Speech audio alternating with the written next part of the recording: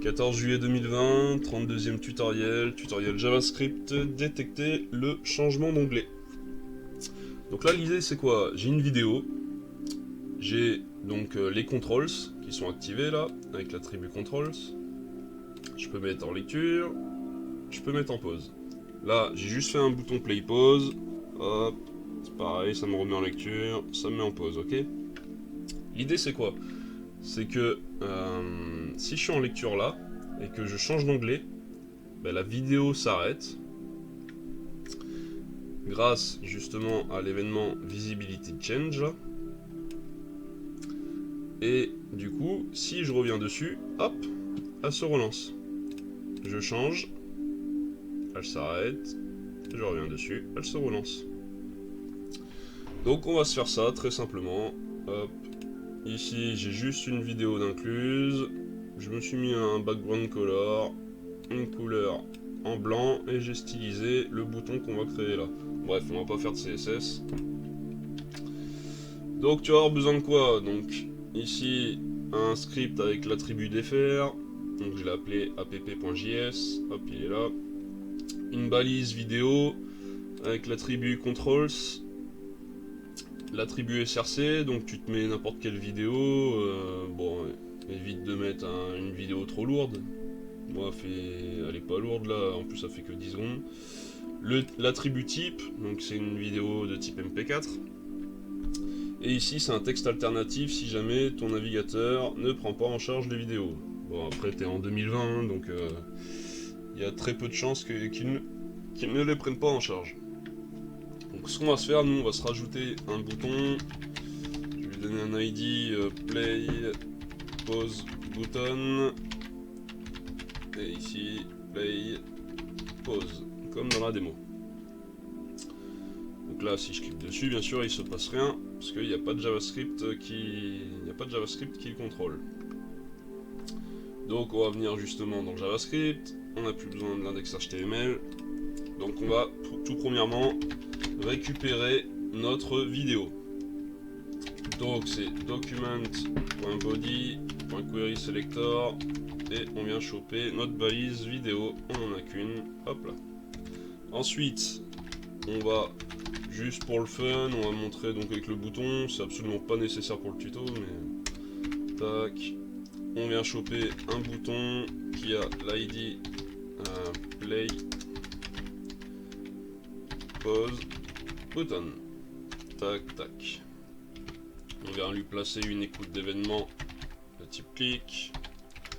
On vient faire une fonction fléchée et là on vient vérifier si vidéo a le statut paused, c'est-à-dire qu'il est mis en pause, alors tu vas faire ça. Donc qu'est-ce que tu veux faire? On veut mettre en lecture, sinon on veut mettre en pause, tout bêtement. Donc là c'est histoire de montrer les deux méthodes, lecture et pause de notre objet vidéo ici. Et donc ensuite bah là si je viens cliquer ça me met en lecture, je reclique, ça me met en pause, tout comme le ferait le bouton des contrôles ici. Maintenant ce qui va nous intéresser nous donc c'est jouer avec l'API Visibility Change. Donc ce qu'on va faire c'est qu'on va écouter, on va mettre une écoute sur le document sur un événement de type Visibility Change.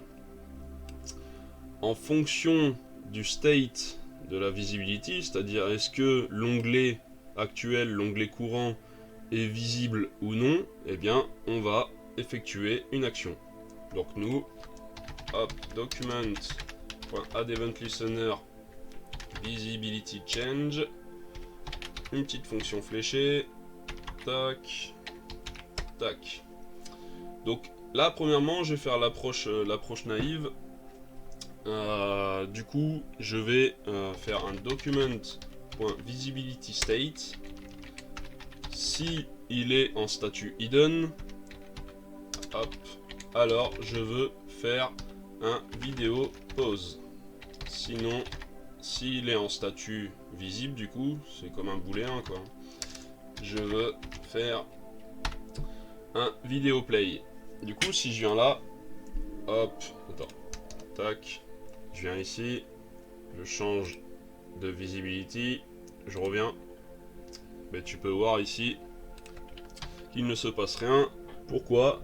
Parce que, en gros, les navigateurs récents, maintenant, ils demandent à ce qu'il y ait au moins une action qui a eu lieu sur la page pour pouvoir faire en gros de l'autoplay. Parce que là, grosso modo, on dit quoi? On dit que si, hop, par exemple, je clique là, eh bien, la vidéo est mise en pause. Bon, elle n'avait pas encore eu d'action dessus, donc elle était forcément en gros en pause, quoi. Et si je reviens, je mets vidéo play. Et là, tu vois que ça marche maintenant. Parce qu'en gros, on a eu, entre guillemets, une action sur la page. Mais ça, par exemple, tu n'auras pas ça d'affiché avec le navigateur Brave. Il ne te créera pas d'erreur du genre. Donc, c'est vraiment propre à chaque navigateur. Mais le truc qu'on va faire, nous, histoire de pas avoir ce type d'erreur, c'est qu'on va se baser sur le current time.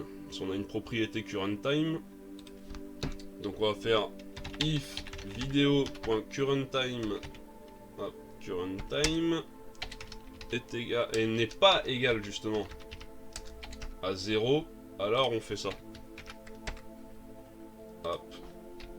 On vérifie uniquement si c'est pas égal à 0. Si c'est égal à 0, ça veut dire qu'en gros, bah là, il n'y avait aucune lecture, quoi. Donc t'as pas lieu de me lancer la vidéo quand je reviens sur la page. Donc j'arrive là, je fais ça, je reviens, il ne se passe rien, ok.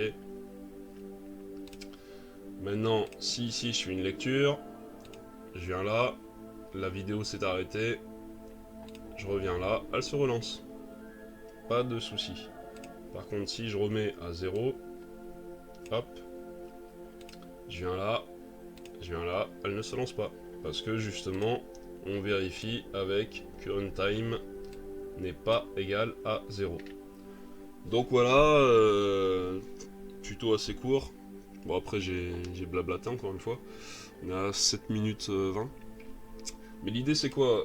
Là je t'ai montré par rapport à une vidéo, parce qu'au moins c'est parlant.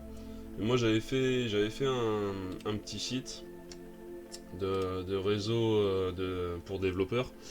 Et en fait, j'actualisais le statut en ligne, hors ligne et inactif. Et pour donc via des requêtes Ajax. Et pour le statut inactif, bah, c'était tout simplement en fonction du. J'avais fait ça en fonction de l'événement visibilité de change. C'est-à-dire que si l'utilisateur est logué là sur le site, mais que en fait il est en train de travailler sur d'autres pages et tout, donc il n'est pas actif, il n'est pas présent en gros sur le site, hein, si tu vas par là, parce que là je suis présent sur le site MDN, si j'ouvre une autre page, et enfin bref, si je vais surfer ailleurs, grosso modo je suis pas actif ici, je suis pas en train de regarder le site là. Donc voilà une idée de ce à quoi ça peut servir. Donc là, ben, là on voit clairement l'intérêt par rapport à une vidéo. Admettons que voilà, tu as changé d'onglet et tu veux pas que la vidéo continue de se poursuivre. Tu pourrais faire ça par exemple avec une vidéo YouTube. Parce qu'une vidéo YouTube, quand tu changes d'onglet, elle continue de se prolonger. De se poursuivre, tu pourrais très bien l'arrêter. Donc après ça, faut peut-être bidouiller un petit peu avec l'API de YouTube. Je sais pas trop. Tu pourrais faire également ceci là, ce qu'on vient de faire en changement d'onglet. Donc là on utilisait l'API Visibility Change, Document Visibility Change. Tu pourrais très bien le faire également sur la même page. Admettons, là j'ai pas de scroll vertical parce que ma hauteur de page n'est pas suffisante. Mais hop, si je viens là, je vais mettre body 8 3000 pixels. Donc là maintenant tu vois que j'ai un scroll. Et admettons là que t'es mis lecture, que ici t'es mis lecture. Et là tu vois, le truc c'est que ma vidéo continue de tourner. Alors que idéalement, bah si tu quittes ici, hop, que là tu ne l'as plus en visuel, l'idée c'est de le mettre en pause la vidéo. Que quand tu remontes après, bah, que tu puisses reprendre ta lecture. Ben ça après ça va pas être avec la même API, ça va être avec l'API Intersection Observer. Donc j'en ai fait une vidéo, je sais plus si dans les premiers tutoriels, mais il suffit d'adapter, voilà, si tu veux faire ça par rapport à une lecture vidéo, il suffit d'adapter donc Visibility Change pour le changement d'onglet et Intersection Observer vis-à-vis de la visibilité de ton tag vidéo ici sur la page par rapport à ton scroll. Donc voilà, fin de la vidéo. Prochain tutoriel, ça sera un générateur de mots de passe aléatoires.